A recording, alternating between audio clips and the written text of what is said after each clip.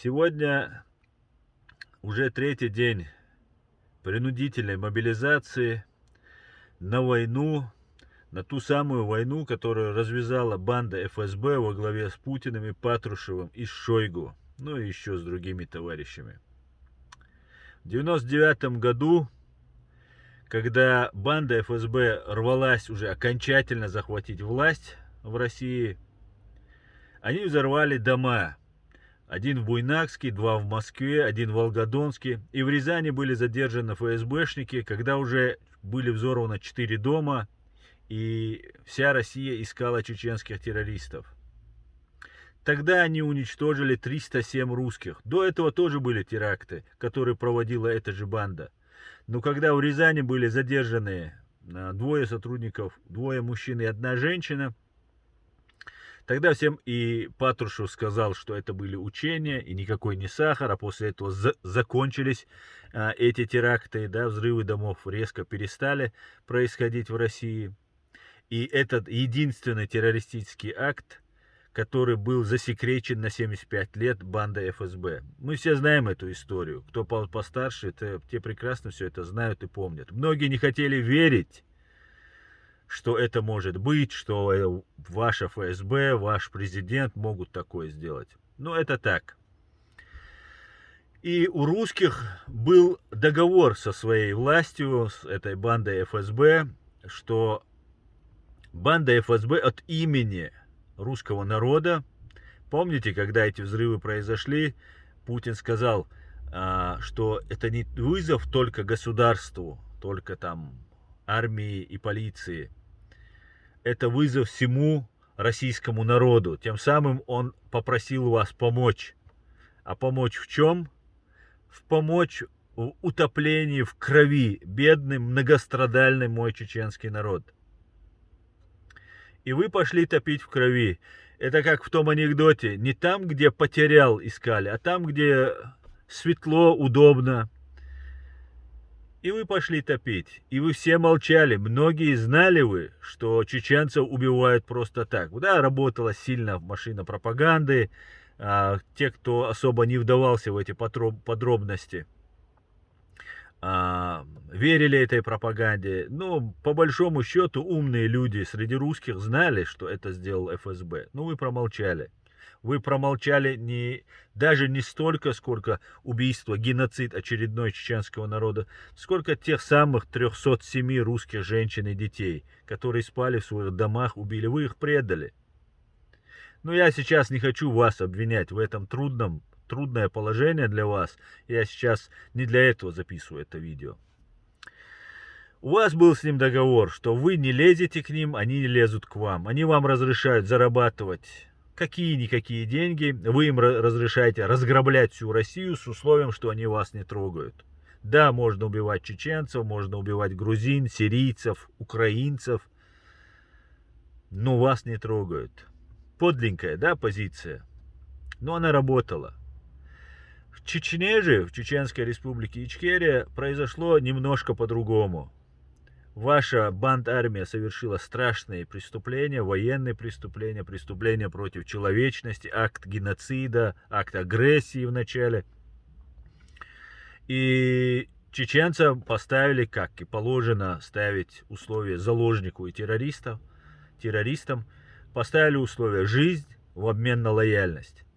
Те, кто не был согласен быть лояльным таким страшным преступлениям, таким страшным бандитам и террористам из банды ФСБ, да и вообще быть с вами, с россиянами, те были убиты, изгнаны, посажены, дискредитированы. Остальные согласились на эти условия и просто замолчали. И поставили какого-то придурка Кадырова, который позорил чеченский народ и веселил русскую публику. Теперь же и условия и для чеченцев, жизнь в обмен на лояльность нарушена, вот это условие, вот этот договор между террористами и заложниками. И между вами, русские, нарушен этот договор. Причем он нарушен и намного жестче, ведь ваше положение было лучше, чем у чеченцев, лучше, чем у многих, у всех народов, проживающих в вашей богом проклятой стране. Теперь вас собираются мобилизовать до 1,5 миллиона. 1 миллион на фронт и около полумиллиона для того, чтобы обеспечивать тылы и так далее. Украинцы готовы. Я давно слежу за тем, что делают украинцы, дружу с ними, общаюсь, наблюдаю за всем процессом, анализирую. Украинцы готовы. Теперь они будут уничтожать вас на расстоянии 150-100 километров, 300 километров. У них есть такие возможности. Ленд-лиз даже еще не начался. И фактически ваши тела против современного американского западного оружия. Как вы думаете, если вы не могли справиться с нами, чеченцами, 1-миллионным народом так долго, сможете ли вы справиться с 40-миллионной Украиной, за которой стоит весь мир? Нет, не сможете. И я обращаюсь к русским, к россиянам. Все первые, кто будут туда идти, а эти мобилизованные нужны только лишь для того, чтобы банда ФСБ во главе с Путиным, Патрушевым, Шойгу могли оттянуть конец свой и как можно больше продавить руководство Украины для переговоров. Ну, руководство Украины, Генеральный штаб Украины не будет с вами разговаривать, пока вы не освободите все земли. А все земли освободить, это значит признать поражение банде ФСБ и Путину лично. А это потерять им власть. А это люстрация, это рассекречивание КГБ архивов, это уголовные дела против самых одиозных террористов из ФСБ и ГРУ. Поэтому этим миллионом на фронт и 500 000 в тыл для обеспечения мобилизованных не ограничится. Ведь этот миллион можно будет перемолоть. Сейчас уже уничтожено больше 55 тысяч убитых. И если исходить из цифры 1 к 3 раненым, то почти все 200 тысяч, которые туда зашли в начале так называемой специальной военной операции, уже уничтожены. Это говорит о том, что вашими телами, вашими трупами будет усеиваться вся украинская земля. И чеченскими, большому сожалению, и чеченскими, нашими телами, потому что мы оккупированы вашей страной, с вашего молчаливого согласия, русские. И теперь вам, которые поставлены на грань выживания между жизнью и смертью, а первые это почти 100% смертники, которые будут туда, вот первые мобилизованные, которых сейчас набирают. Ведь набирали уже, и насильная мобилизация, скрытая мобилизация идет давно. И зэков уже отправляли, и всех бомжей со всех вокзалов, со всей России уже отправлено. Что только не делали, и обманом, и деньгами, и так далее, не получается. Нету желания украинцам сдаваться или проигрывать вам. Нет у всего мира желания проигрывать, уступать вам, и никто вам не уступит.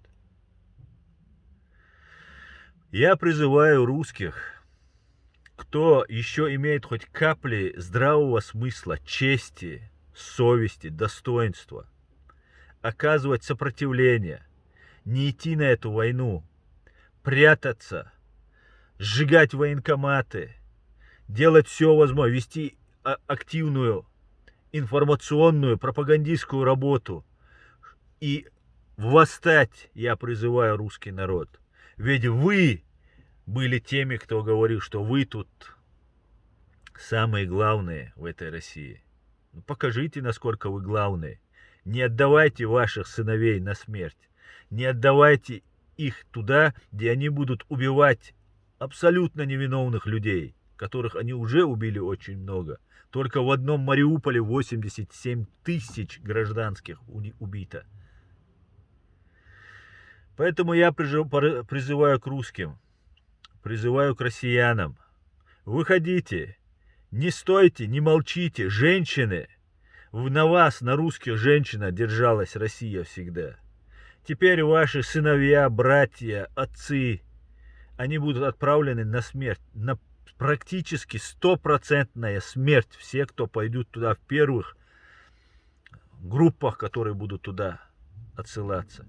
И так будет происходить до тех пор, пока Украина не сдастся или вы не восстанете. Поэтому, а Украина не сдастся, мир не сдастся, то вы вынуждены будете восстать.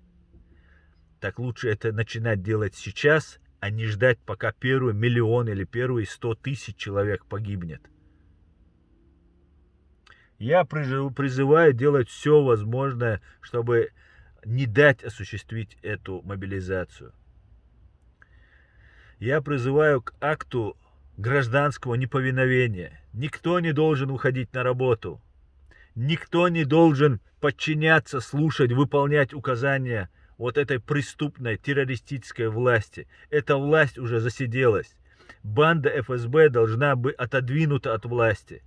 Спецслужбы не должны управлять государством. Тем более такая опасная террористическая спецслужба, как ФСБ.